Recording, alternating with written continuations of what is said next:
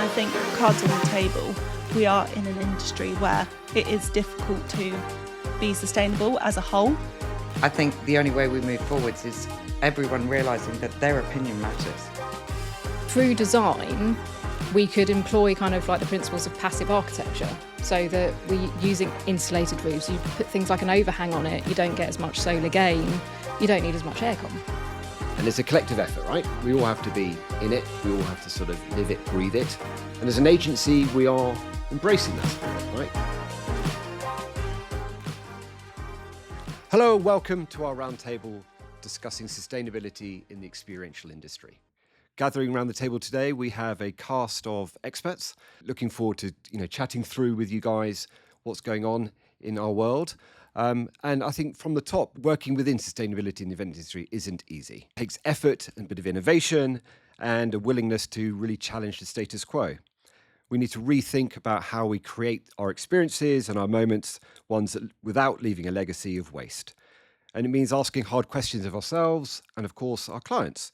So it'd be great to hear about how do we balance creativity, how do we work through what clients want and need and demand, and how do we actually deliver it on the ground when it comes to creating those experiences that, as I said, don't make any impact on the planet, because the planet's an important thing that we need to protect. So as we get into it, we're going to run through a couple of topics around how we work with clients, defining sustainability within our industry, overcoming those challenges that we might be faced, and also looking at the future. And then hopefully at the end of our conversation, a little sort of personal view of yourselves and how we want to kind of create experiences that leave others green with envy. So first of all, we're going to be discussing around defining sustainability. What does it mean for us as an industry? What does it mean to you guys? What does it mean to our clients? And how do we address some of the challenges that defining what it means brings up? And then perhaps chat through some of your own personal experiences within the work that you do and some of the clients you've been working with. Who wants to kick off? Oh, I'll kick off then. Go on then. So for our clients, it's about creating immersive experiential events, but with minimal carbon footprint and, taking into consideration the environmental factors. With that comes a lot of education, because I think certainly with my clients, it's convincing them that you're not compromising. Yeah, it's actually being still innovative. remains the So the same. quality, and it's not quantity, it's quality. Yeah.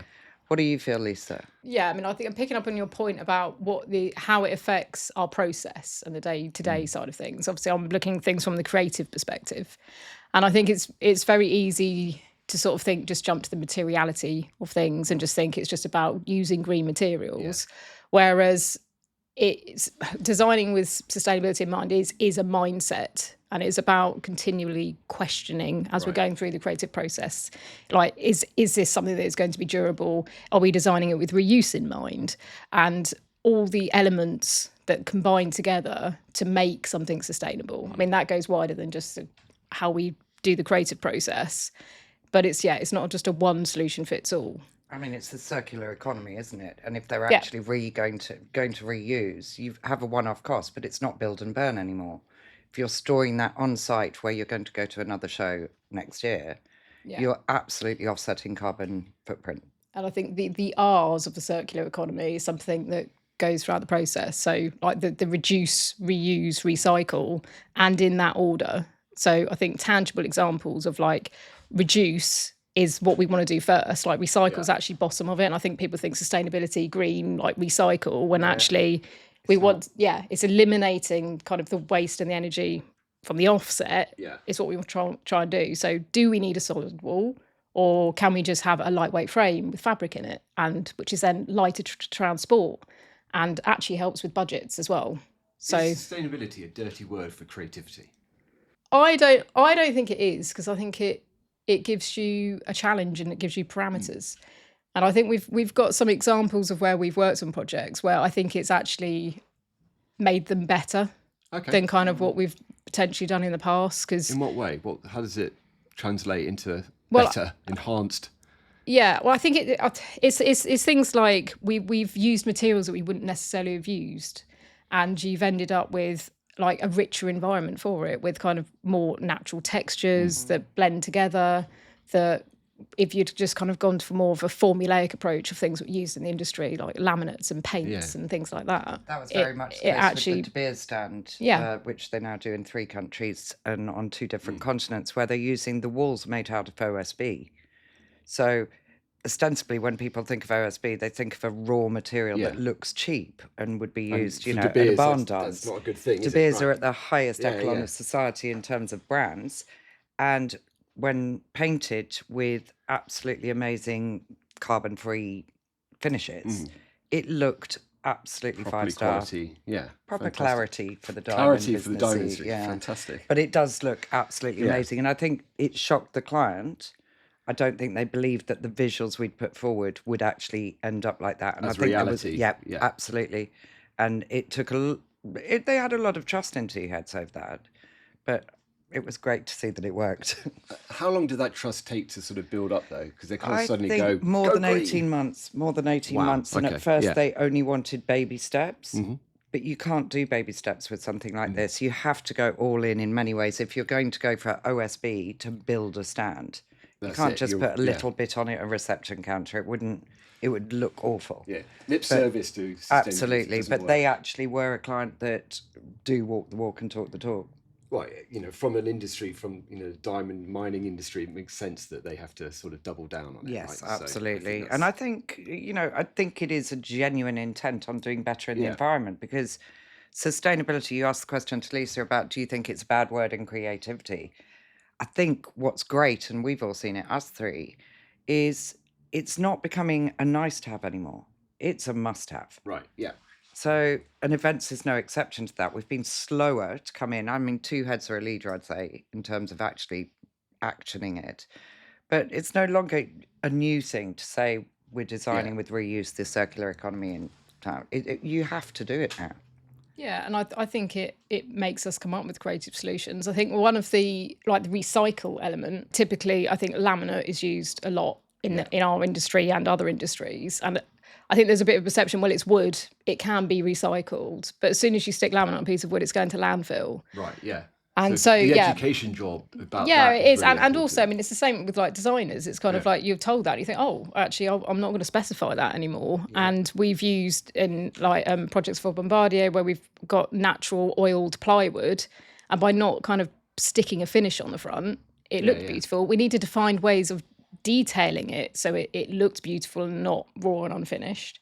But it then meant at the end of its life, it can be chipped down and made into something else. And I think sometimes those designs, they naturally come with a high price tag, and that's an investment on the first phase. But then round 2, round 3, the following years, it's then a smaller budget, but it's just that initial, we've built this design, we need it to look good, we want it to be sustainable, but unfortunately those materials have come at that higher price tag. But then, as you said, the cost per use kind of balances out at the end. Yeah, amortize it over a 3-year period. Yeah. And it gives you the flexibility for something like OSB that we were just discussing. You can crush it down and rebuild it in any shape or form. So it doesn't mean you have to have the same stand at each show, which people don't realise. The evolution of it. Yeah, you can absolutely redesign it so it looks like a new stand. Yeah. Whereas if you go for a custom built stand and use that year on year, that's it. You're going to look the same. So you haven't got that creativity. So stand out as well every now and then in terms of next year. It doesn't look the same, doesn't feel the same. You know it identifies with that brand and it's that high quality. But they're like, oh, this year they've done that. So it's good for us as well from a creative point of view. So in terms of defining sustainability, I've heard that there's a bit of a job to be done with show and tell, to bring clients in, get them sort of hands-on with the materials we're considering. Has that borne true in your experience? Yeah, exactly. We love having clients in, and we've recently brought in some materials that us as project managers and the wider team have all taken a look at, and we thought that could work, that couldn't work, and it's kind of knowledge for us and teaching ourselves what we think could work and would be sustainable and reusable in a stand, and then we can then bring that forward to the other teams and kind of use those materials to show and tell, like you say, and show the clients and see what they like the look and feel of. And in terms of the quality, do you feel any sort of, you don't have to compromise or anything like that, there is a real sort of tangibility to it all, and it just feels as if it could be, fits nicely with whatever the client's creating, and does Yeah, that we're not building cardboard stands just to make it sustainable. Well, you say that we have though. Yeah, we have. We have and I think with sustainable, you can go down the route. We've literally used cardboard tubes, which are made out of recycled paper, lightweight, can do again, which sounds, and I think a lot of people were hesitant, even the client was when we suggested it, but it just looks like a really textured architectural surface with nice lighting. It looked very premium. But then you do get other eco materials which emulate quite high-end expensive materials. So we've made countertops that are from recycled yogurt pots, but the look of it is a little bit like quartz. You kind of get that fleck kind of effect in it. And there's some beautiful materials that I need that for my kitchen. yeah, you can do. That is using like recycled wood chips set in resin that look incredibly high end. They are more expensive, but there's kind of like there's price points for all of it. And from dealing with clients, because I'm an account director in front of the clients all the time, it is convincing them that they can have that creativity. And sustainability is not about using something in a particular finish. Right, yes. So it's about reusing it. It's about extending Yeah, its life. You know, if you're going to use something for 5 years and you're not flying it intercity, you're still saving regardless of what that Well, that comes back to the whole piece of definition, material is. doesn't it? Yeah. It's not just what is having sustainability? Yeah, exactly. And how do we define it, and how do our clients see it, and then getting that balance right is probably really important. So we all know that the challenges are real when it comes to sustainability, but the rewards are worth it when we do tackle them head on. I suppose there is a sort of question about whose carbon footprint's bigger. Who's, my carbon footprint is bigger than yours, madam, or miss, or sir. And I think there's kind of looking at how we work within the experiential, there are certain things that we need to consider, right? So think about carbon footprint, waste generation, energy consumption, all the supply chain issues that we might sort of confront when we're in different venues, different places, different spaces, and our own accountability.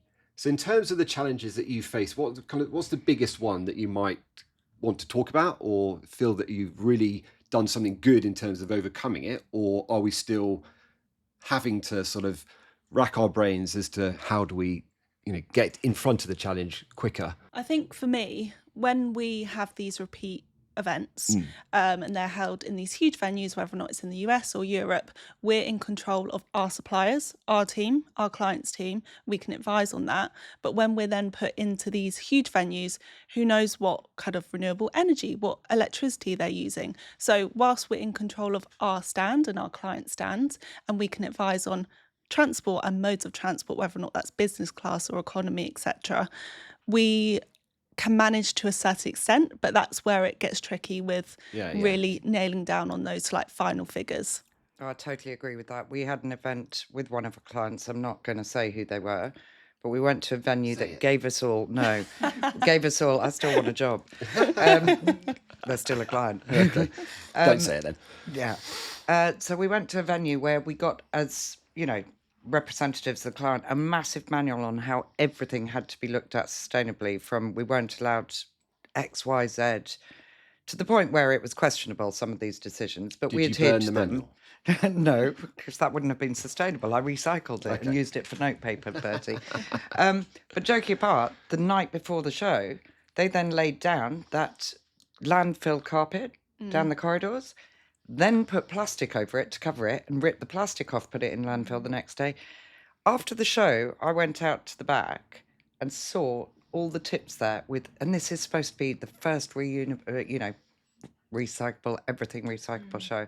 Absolute rubbish. Just makes you think it made a complete mockery. Yeah. Truth versus reality. Yeah, right? Behind the 100%. scenes. Yeah. And that's what I find is the problem with our clients when you first go to them with ideas about being more sustainable, is they see it as something that is a problem for them. It's going to cost them more and it's going to be problematic, rather than seeing it for the opportunity that it actually is. I think the cost thing's quite interesting, isn't it? Suddenly you say sustainable and then the budgets increase. Is that the case, do we think, or is it getting better? Yes, I do. Now? I do think it certainly can from year one. Yeah. But what you should do is sell it as a longer term thing, amortize it over. You're going to save 50% year two. on some and occasions. that's going to be sort of music to the financial rather than odds ears, right? churning out with a budget that always in the past would have increased year on year, wouldn't it? Because cost of everything else goes up. Your main costs can be reduced between 30 and 50%, which is a hell of a saving. Yeah, that's a big number to take to a client. Absolutely. Isn't it? So, in order to do better by the planet, it's going to cost you a little bit more now, but for year one, you're actually going to get your money back, and you're doing genuine good. Yeah, and I think it is a slight myth though that everything is more expensive, because I think it's just making conscious decisions that and it doesn't always have to cost more. We digitally print onto fabric that's made from recycled ocean waste, which is great. We could just specify another material that isn't kind of using any kind of waste material, but it doesn't actually cost anymore. Do clients need to know that though? I mean, in terms of, the materiality of it, yes, we can, it's sort of, do we need to show all of our homework and all of our working? For some of our clients, they want to know. Okay, They're interested. They use it as a PR story their side, because they want to they want to be more sustainable. And I think it's our responsibility to educate them, because then they educate others. And we're only going to get this move where it's the acceptance. Acceptance obviously, if we talk to them. There are some clients who aren't as interested in promoting it, but we still have a responsibility, our sides, to specify that. If it's not directly impacting the client, where they're not having to increase their budgets, it's still something that we can implement regardless. So our own values come to the fore. Yeah, absolutely. And the whole reason why we're using sustainable materials and looking at these sustainable ways is because we're passionate about it and we want to do it. So why would we not educate the client and take that time, sit down, have a half an hour meeting and educate them so they can educate their wider team, and then have that knock-on effects with different stakeholders and suppliers? Because there's a lot of misunderstanding about it, isn't there? There is. Not just with clients, but I'm sure it's contractors, colleagues, everyone. Yeah. People, it's been a buzzword, hasn't it?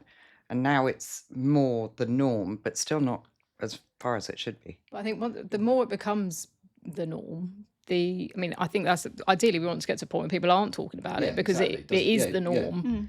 And it should be, regardless. I think the thing is, once we've got learnings from one event or from one area, it's very easy for us to do it again. It doesn't take more time and money, and it's setting up those relationships. Like what I've just spoken about with digitally printing onto the fabrics is we've then in some areas been able to donate that to like animal shelters who use it as coverings, or to charities that reuse materials and make them into tote bags.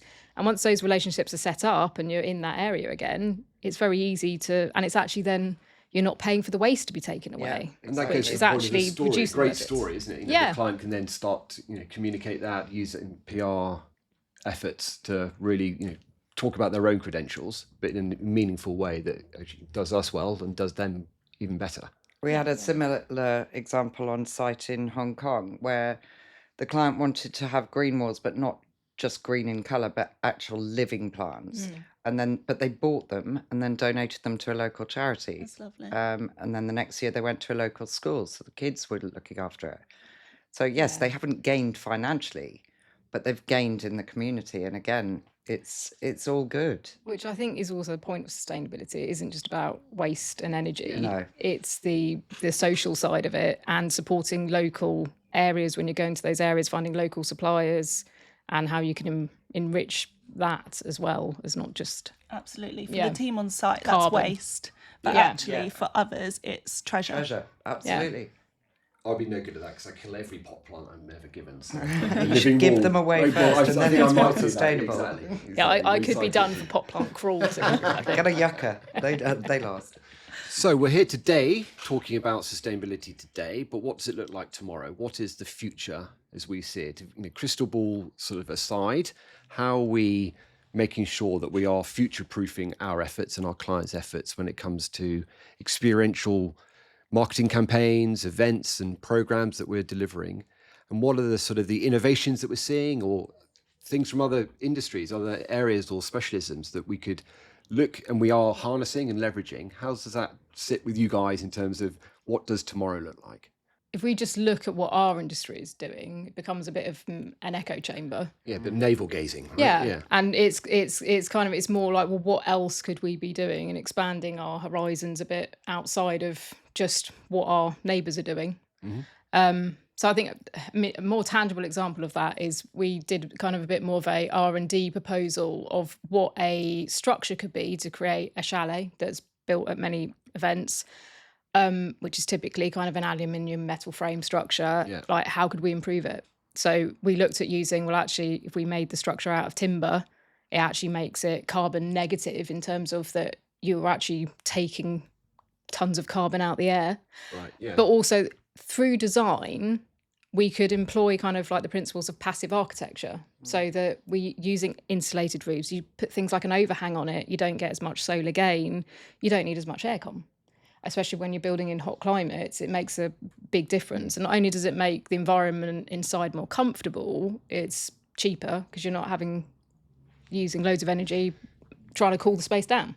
I think sometimes we forget we are building stuff, aren't we? You know, we're Yeah. creating these spaces, environments, and why not look to, you know, the people who are doing it in their day-to-day jobs with regards to architecture and, you know, building design and city design and that sort of thing. I find that really fascinating in terms of using that as sources for inspiration and new ways of tackling issues and looking at what, you know, how they're doing it and how do we, as you said, harness it, leverage it to, you know, for our own ends. Yeah. Any other examples in terms of Just picking up on that, we do permanent builds, we have done for years, but it's not the mainstay of our business. But we've recently been working with Forevermark, who are relaunching their brand, building up to 150 stores in India. Wow. So what we came up with was a more bite-sized, manageable way of them doing this more sustainably, which was to create a brand experience, and in this case, a permanent store, and then tier it into, they've got 3 levels of stores. They're going to have flagship stores, tier 1 stores, and tier 2 stores. There's a red thread that runs through. Yeah, so each it's one. basically balanced on the size of those stores, Right, but you okay. still want to get the brand experience in each of them. So instead of us saying, yeah, sure, we can do 15, then 30, then 40, which also is a lot of money, it's a lot of time, it's a lot of flying in and out, we said, well, why don't we do you one of each? And then you can take the drawings and you can implement. And then you deploy that in country. Right, okay, with local suppliers. With local suppliers. So you're giving back, they're giving back to their own community. Okay, great. That will have a cost saving for them. It's also, as an agency, we're known for our creativity, not churning. Yes. So it's frees us up to do the creative stuff as well. So the playbook we create then gets rolled out throughout the region. And then when they want to actually bring it into Europe as well, they'll want a slightly new take on it. So they'll come back to us for the strategy. Sustainable. Absolutely. Well, I hope they will anyway. And sometimes it's not just all about the structures and how we're building things, it's about what we're putting in them as well. So looking at sustainable furniture, can we outsource and can we use a hire company that use sustainable materials and educate our clients on that as well? Or can we purchase that furniture and then reuse it for time and time again and keep it in storage? But also things like catering. Can we look to use a 50% vegetarian menu and that reduces all the meat as well? So, yeah, different things to think about. Yeah, because food wastage is 5% of the carbon offsets, which people don't actually realise. And I'm lucky in that I work with the WBCSD, the World Business Council for Sustainable Development. They've moved to vegetarian-only menus across their major 2 conferences each year. And that's amazing. And they're 4-day conferences, and that's literally through breakfast, lunch and dinner. And it's just brilliant. And it's, saving them a fortune financially as well. Yeah. So it's win-win. Tasty as well, though, right? Yeah, very tasty. Just those small changes that need to be made. Sometimes you look at the bigger picture and you think, wow, I really need to change this huge structure that we're building. Actually, it's starting small with catering, with furniture, with different bits like using plants, and then getting to the wider picture and seeing what you can do. I think people are a bit scared. They think, well, my difference won't make a difference. Yeah. But actually it does. Yeah. And any small difference, it all adds up, doesn't it? Yeah. And I think this is where reporting comes into play as well. You start initially with a report and you think, this isn't going to make any difference. It's not going to help at all because what have we got to kind of compare it against? But if you do it year on year, you will see these little changes every time. And actually, they add up to the bigger picture. Yeah, and it really helps the client realise where they're falling down. Yeah. And making, business decisions that help them. Again, using WBCSD as an example, they've forced their staff to go premium economy instead of business. That's a massive, across when you've got a conference for 600 people, that's a huge cost saving to the environment. Yeah, absolutely. So 10 years hence, where will we be as an agency? Will we be, everything we'll be doing will be green, 100% green? It's I'll be dead. You'll be dead. We'll bring you back to life. We'll keep you feeding on baby bio. But I think, there is a feeling that we can't do everything on our own, right? We're never going to be 100% just because of the very nature of what we do.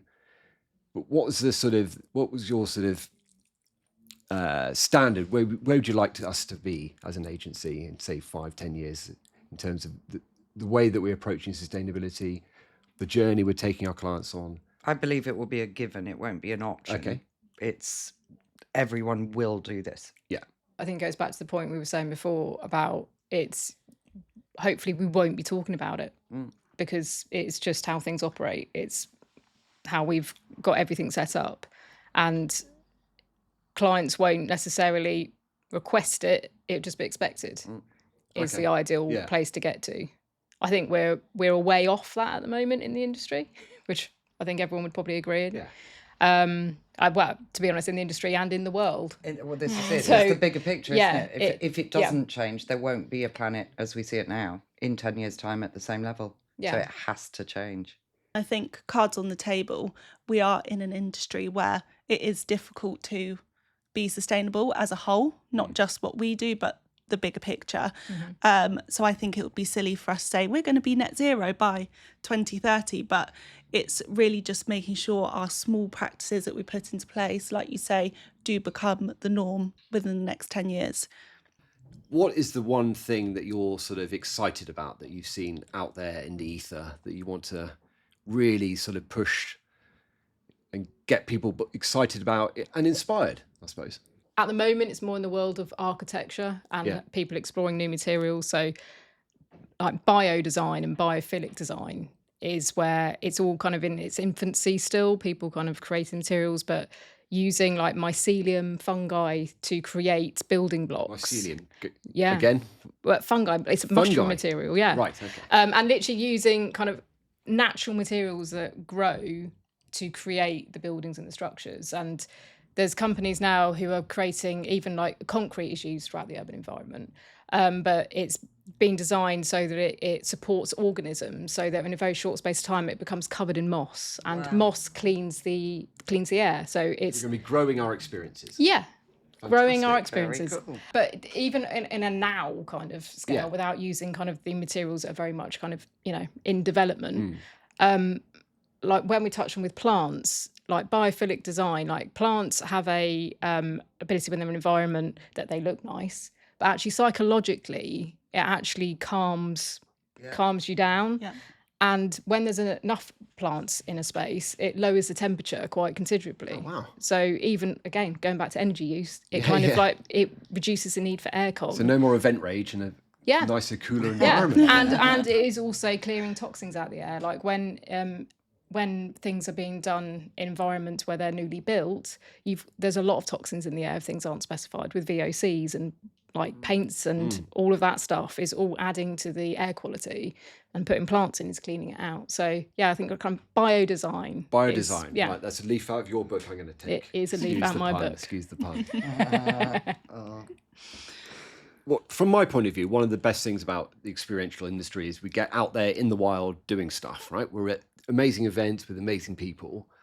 What about, could you chat through some of the on-the-ground experiences, in the heat of the moment, event day, you got the lanyard on, or not the lanyard perhaps, because they're not recyclable. Yeah. What are the things that you've seen or you've witnessed or you've experienced recently that have sort of struck you as like, God, I wish we did more of that? Or how cool was that in terms of those small things that can make a real difference? You know what? Recently on site in Copenhagen, we were going to site each morning and we were getting in Ubers, and it was so repetitive, and we thought, the sun is shining, let's have a bit of fun. And we saw these e-bikes and scooters sat outside our hotel. Not the beer bike. Not the beer bike. In fact, we opted for the scooters because it was just easier with our backpacks. And we went to site, we got on the scooters, we had so much fun, we got the fresh air, and we arrived feeling refreshed. And not only was it a sustainable way because they're electric, but it saved on money from Ubers and taxis. And yeah, we just had a bit of fun. So sometimes it's just the little things that make up the bigger things. Yeah, very similar experience in Geneva getting to Montreux, where they used to always book us cars transfers, but it's one of the best hour and a half train journeys. I thought we were going to go skiing then. That would have been good Yeah, behind yeah. it. It's a beautiful, it literally circumnavigates Lake Geneva. It's an hour and a half, and you arrive at site completely refreshed, ready to go into battle, as it were, rather than, just like texting all the way in the car. The views are too good. You literally enjoy the moment. We're in And these it's good for the beautiful soul. destinations. Yeah. Exactly. You've got to make Make the most of it. Yeah, walking into a conference centre ain't the same as looking out and seeing a vista or the majesty of nature. No, or it's Lake really Geneva. not. So we all know we're on a journey, right? We're on a journey to hopefully better, greener, more sustainable, more rewarding. But as we said, we're just at a very sort of baby steps as we get there. Small steps make big changes. And it's a collective effort, right? We all have to be in it. We all have to sort of live it, breathe it. And as an agency, we are embracing that spirit, right? We've got this collective of people coming in from all different backgrounds, their different views on sustainability. How do we see that? How do we use that to our advantage? How do we make that a positive virtue of that when we're talking to our clients, when it comes to what it is that we want to be known for as an agency? What do we want people to take from our conversation? Is it kind of get in touch because we know what we're doing, or is it more about we'd like to join you on this journey of collaboration to, as you said, a better, brighter, greener planet and a world that experiences don't leave a legacy but a good one? For me, it's wanting to learn more at the same time whilst educating people and being educated by people.